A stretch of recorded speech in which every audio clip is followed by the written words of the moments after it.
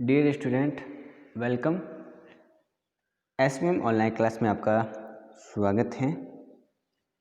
और आज बात करेंगे हम इस वीडियो में ज्योग्राफी की। पिछली वीडियो में हमने सौरमंडल की बात की थी। किसकी? सौरमंडल की बात की थी। और सौरमंडल के अंतर्गत हमने ग्रहों के बारे में पढ़ा था। ठीक है, हम पढ़ेंगे कि जो पार्थिव ग्रह और जोविन ग्रह हैं उनमें क्या अंतर है वो पढ़ना है। पार्थिव ग्रह कितने हैं? 4 है। पहले वाले बृहस्पति ग्रह से पहले वाले जो ग्रह हैं बुध शुक्र, ठीक है, जैसे हमने बात किया तो बुध शुक्र पृथ्वी और मंगल जो पहले वाले ग्रह हैं वो पार्थिव ग्रह हैं, वो ठोस बने हुए हैं पृथ्वी जैसे। दूसरे जो ग्रह हैं वो जोवियन ग्रह हैं, ठीक है, बृहस्पति की तरफ बड़े और गैसीय रूप में है, इनके ध्यान रखना है। इन दोनों में क्या अंतर है? अगर हम एक एक अंतर की बात करें तो ध्यान से सुनेंगे। पार्थिव ग्रह, जो पार्थिव ग्रह है वो जनक तारे के पास में है। जनक तारा मतलब सूर्य। तो पार्थिव ग्रह जनक तारा के समीप में है, पास में है। कौन से? ये ग्रह, ठीक है। और इस कारण इन ग्रहों में तापमान ज़्यादा है। पास में तापमान क्या है? सूर्य भी सूर्य के पास है। बाकी तो जैसे सूर्य है, इसके बाद में बुध शुक्र पृथ्वी मंगल बृहस्पति शनि अरुण वरुण। तो इस प्रकार से पहले वाले जो 4 है वो सूर्य के नज़दीक हैं, तो इनमें तापमान की मात्रा भी ज़्यादा होगी। और आपको पता है कि जहाँ पर तापमान ज़्यादा होगी तो गैसें संघनित नहीं हो पाएगी, गैसें संघनित न हो पाएगी और घनीभूत भी नहीं हो सकती, घनीभूत भी नहीं हो सकती है, ठीक है। तो ये ध्यान रखना है आपको कि इस वजह से यहाँ पर गैसें न संघनित है न घनीभूत है। लेकिन जो जोवियन ग्रह हैं वो इससे दूर हैं, ठीक है, इनकी रचना दूर हुई है। ये बातें आपको ध्यान रखना है।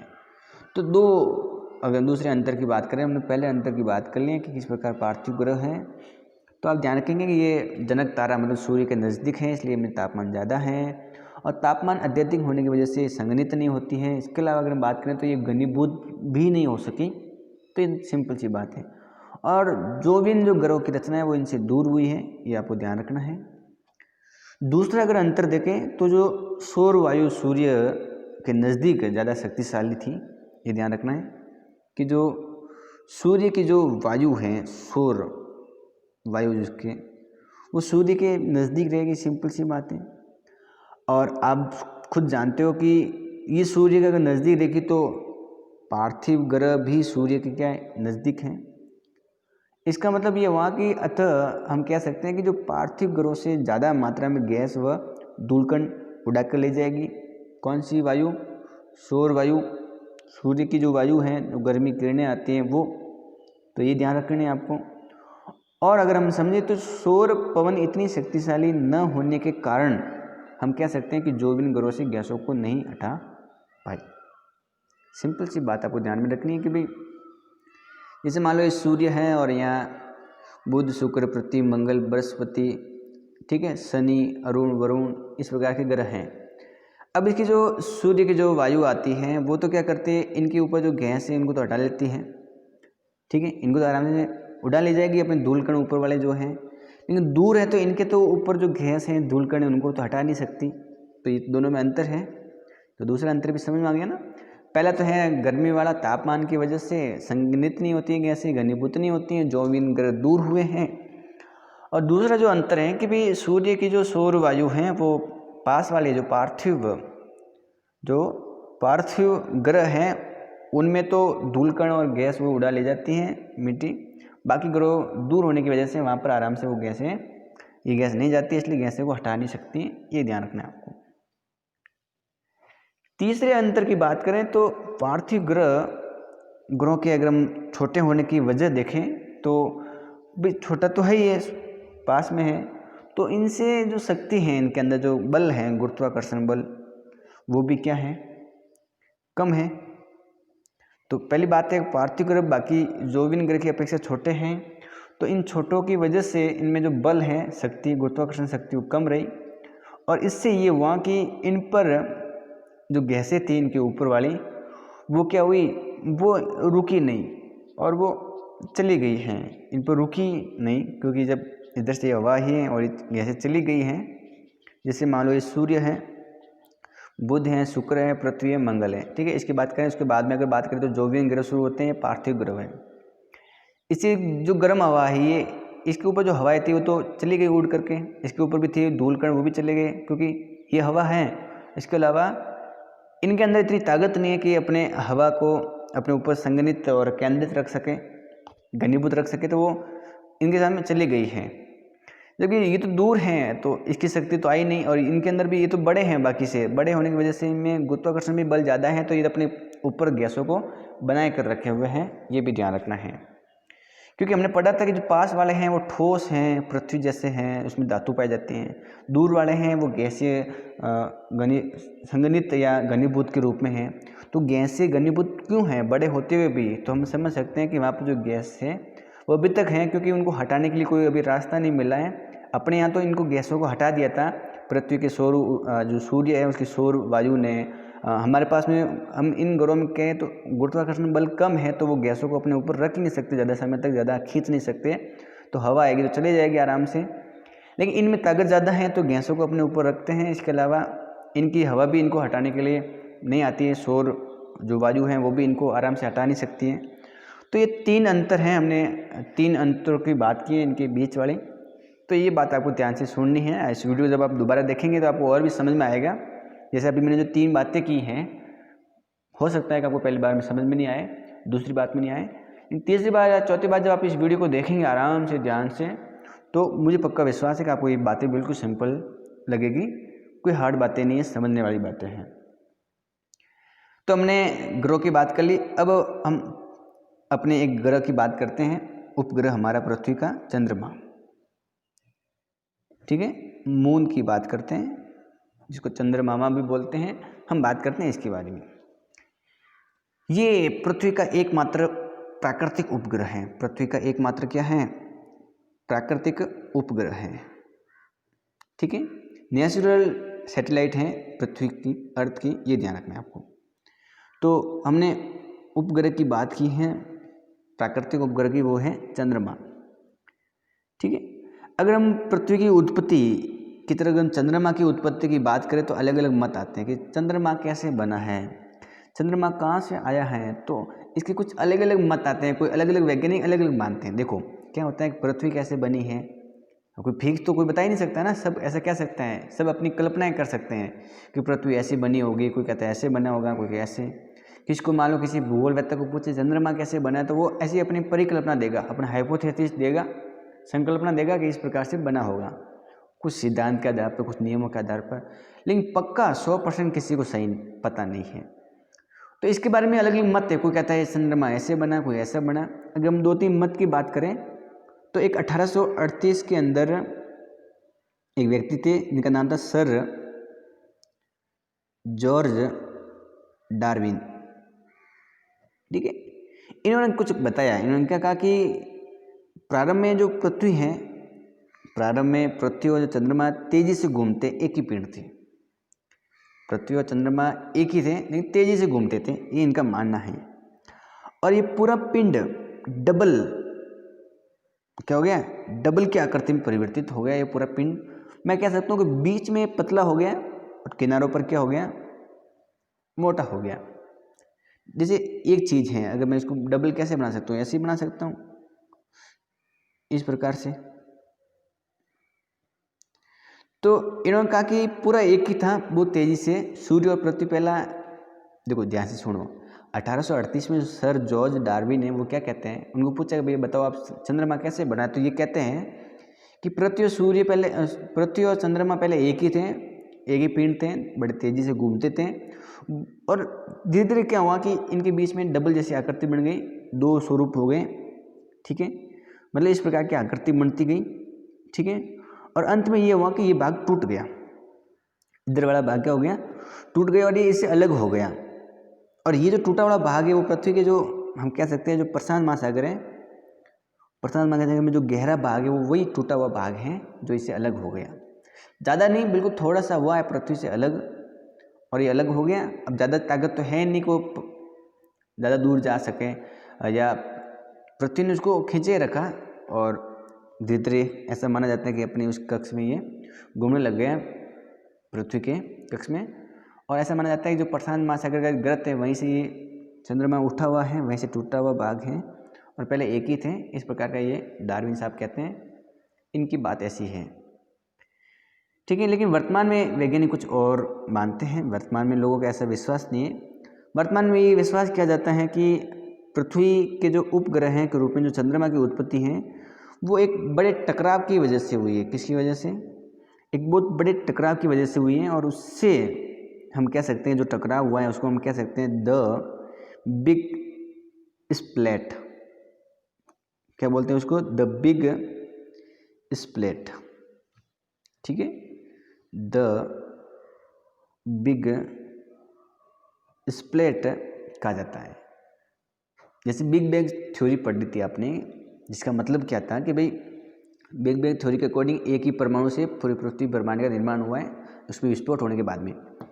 उसी प्रकार चंद्रमा की जो उत्पत्ति की जो वजह मानी जाती है, ऐसा माना जाता है कि चंद्रमा की जो उत्पत्ति है वो भी एक बड़े टकराव से हुई है। एक बड़ा टकराव का नतीजा है चंद्रमा, और उस टकराव की जो नतीजा निकला है उसको हम कह सकते हैं कि द बिग स्प्लैट।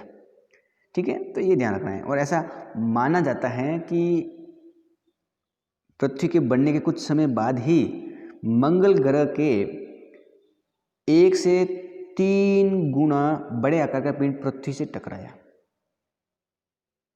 बात समझ आ रही ना? मैंने आपको ये कहा है कि जब पृथ्वी का निर्माण हुआ उसके बाद में जो मंगल ग्रह हैं उससे लगभग 1 से 3 बड़े आकार का, 1 से 3 गुना बड़े आकार का जो पिंड है वो पृथ्वी से टकराया, और टकराव से अलग हुआ ये जो पदार्थ है अंतरिक्ष में बिखर गया। और ये टकराव से जो पदार्थ बिखर गया, अलग हुआ, ये पदार्थ फिर पृथ्वी के कक्ष में घूमने लग गया और क्रमशः आज ये चंद्रमा बना है। ये जो पूरी उत्पत्ति है चंद्रमा की, अगर हम माने तो लगभग आज से 4.44 अरब वर्ष पहले मानी जाती है। इस प्रकार से चंद्रमा की उत्पत्ति का ये सिद्धांत आता है या वर्तमान के अंदर इसको बोलते हैं the big splat. Big bang theory के अकॉर्डिंग क्या है? द बिग स्प्लैट, बड़े टकराव का माना जाता है। ठीक है, तो मेरे हिसाब से ये भी बात आपको समझ में आ गई होगी कि चंद्रमा की उत्पत्ति कैसे हुई है। तो हमने चंद्रमा की उत्पत्ति के 2 चीज़ें देखी हैं। एक तो हमने बात की कि भी जो डार्विन साहब हैं वो क्या कहते हैं, उसकी बात की है। ठीक है, तो हमने वो भी बात समझ ली है। अब देखेंगे हम कि पृथ्वी का उद्भव कैसे हुआ है। पृथ्वी का उद्भव, पृथ्वी के उद्भव के बारे में पढ़ेंगे। पृथ्वी की उत्पत्ति किस प्रकार हुई है उसकी बात करेंगे हम। ठीक है, पृथ्वी का अगर उद्भव देखें तो हम आपको बता दें कि पृथ्वी के ऊपर किस प्रकार जीवन यापन शुरू हुआ है।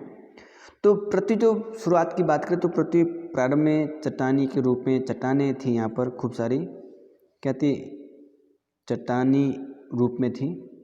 ठीक है, पृथ्वी गर्म थी और गर्भ के अंदर लावा था बहुत ज़्यादा। ठीक है, ये भी याद रख सकते हैं। इसके अलावा हम बात कर सकते हैं कि गर्म थी। पृथ्वी एक वीरान ग्रह थी, पहले बिल्कुल कोई रहने वाला नहीं था इसका। ठीक है, और धीरे धीरे इसका जो वायुमंडल है वो विरल था बड़ा। ठीक है, लेकिन धीरे धीरे हम कह सकते हैं कि जो वायुमंडल वीरान था, जिसके अंतर्गत वीरान नहीं, विरल था। वीरान तो ग्रह था, विरल था। विरल का मतलब बहुत घना, जिसमें हाइड्रोजन और हीलियम गैसें थी। ठीक है, वायुमंडल के अंदर। और ये जो आज की पृथ्वी है जिसमें हम वायुमंडल देखते हैं वो पहले के वायुमंडल से कुछ अलग है, ये भी ध्यान रखना है आपको।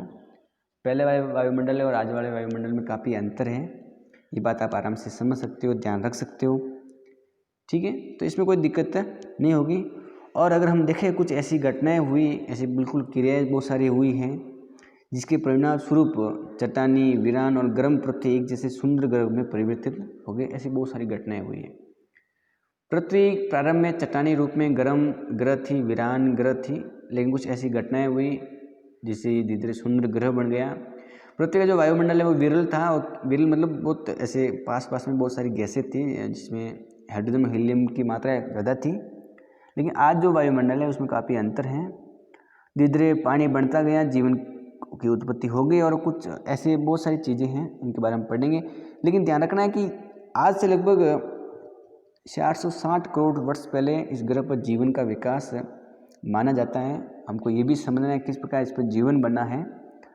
उसके बाद में पृथ्वी की संरचना परतदार है, ये भी समझते हो आप। पृथ्वी की अगर हम संरचना की बात करें तो अलग अलग परतों में बनी हुई पृथ्वी, ठीक है। और अगर हम बात करें तो वायुमंडल की बाहरी छोर से पृथ्वी के कोर तक जो पदार्थ है वे एक समान नहीं है, बिल्कुल। वायुमंडल जब से शुरू होता है पृथ्वी से और अंदर तक हम जाते हैं पृथ्वी के, तो सारी जगह पर एक जैसे पदार्थ बिल्कुल नहीं है, ये भी ध्यान रखना है।